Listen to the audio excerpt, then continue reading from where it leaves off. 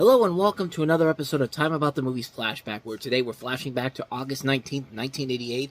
And I said we were going to look at 4 movies today, and just like on the other show that we have, sometimes you can't find clips for the film you're looking for, so unfortunately I couldn't find any clips for Vincent, which is basically the documentary about artist Vincent van Gogh, so unfortunately we're not going to be able to look at that one, but we are going to take a look at 3 other movies, including first film here, the biggest new release of the weekend, and that is A Nightmare on Elm Street 4, The Dream Master. How long has it been since you've been on Elm Street? Don't let them put you to sleep. Welcome to a brand new nightmare. No one sleeps. I knew you'd be back.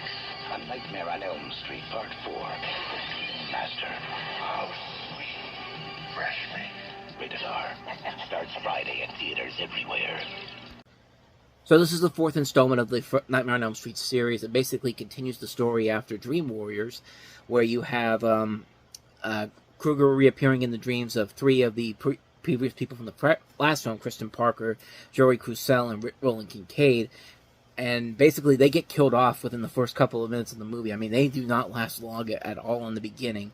After completing his revenge against the families who killed them, Krueger uses Kristen's best friend, Alice Johnson, to gain access to new victims in order to appease his murderous needs. And this is one that is often seen by some people as the MTV nightmare of the franchise. I mean, that's literally what it's called on Wikipedia. It is a follow-up to Dream Warriors. It literally continues the story from the previous film. But like I said, most of the people that were able to survive Freddy the last movie all die in this movie. And, yeah, Freddy basically... This is where it starts to get a little too silly for its own good. I mean, the last movie did a pretty good job of balancing out some of the more comedic moments in here with more of the darker moments in here. I mean, we'll get to that one once we get to Dream Warriors in 87. But I feel like this movie doesn't take itself too seriously, and it kind of hurts in the mean. It's basically what it literally starts off with a dog pissing fire, and that's what brings Freddy Krueger back to life. If you can buy into that, then I don't really know what else I could say about this movie to make you kind of turn away from it. Not that I would say you would even want to turn away from it, because this is still pretty fun to watch. I mean, it's a fun, guilty pleasure film. Robert Englund's still having the time of his life as Freddy. You do kind of get into the storyline with Alice in here, basically being the one person here who absorbs all the powers from the kids from the previous film. And again, the kills in this movie are still pretty intense and pretty well creative. I mean, there's one where one of the kids turns into like a giant cockroach, and it's like, it's very disturbing to watch. I'm not gonna lie. Like that's one of those. The deaths in this are a ton of fun, but that's the one that I'm always looking at and going like, ugh, it's really nasty stuff. But it is still a visual pleaser to look at too. I mean, there's still a lot of fun elements in here to watch. Yeah, the story pretty much is just the same as the other movies. Freddy comes back, starts killing people. The deaths get a little more creative with each passing film. This is directed by Rennie Harlan, who would later, of course, go on to direct Die Hard 2, a lot of different action movies. And Brian Helgeland wrote this, too. Of course, he went on to win an Oscar for writing L.A. Confidential and A Time to Kill. So there is a lot there to appreciate about the movie. Like I said, it's a very fun movie if you're going in there knowing exactly what you're going in for. If you go into this like you go into a Friday the 13th movie, then quite frankly, there's not really a whole lot more I can add to this. It hasn't already been said already. I mean, it's not a great movie story-wise, but in terms of what they're able to do, they do what they do best here. It works very well. It works for a number of different things. Not much more I can add to this one. This is not quite as good as the last one, Dream Warriors, which I think is probably the best of the overall series. I think a lot of people would agree it's the best of the overall series, but not a bad way to continue on. Definitely not a bad way to continue on with this. So yeah, I definitely would recommend it. Nightmare on Elm Street 4, The Dream Master. So, with that said, on to our next movie, and that is Michelle Pfeiffer and Alec Baldwin in Married to the Mob. An average mob family with a good father. You playing 3-card Monte with those kids again? Yeah, How much you take from them? $12. It's not bad. And a wonderful marriage. No! No? Yeah, what are you going to do about it? Mike, would you like to go out on a date with me? Till Frankie got his big promotion. And Angela discovered she's still married to the mob. I want to divorce! Rated R. Starts Friday, August 19th. So in this movie, Michelle Pfeiffer plays a gangster's widow from Brooklyn opposite Matthew Modine as the undercover FBI agent assigned with the task of investigating her mafia connections. And you also have Dean Stockwell in this, who went on to be nominated for an Academy Award for his performance in this, as well as Mercedes Ruehl. Of course, she went on to win an Oscar for The Fisher King.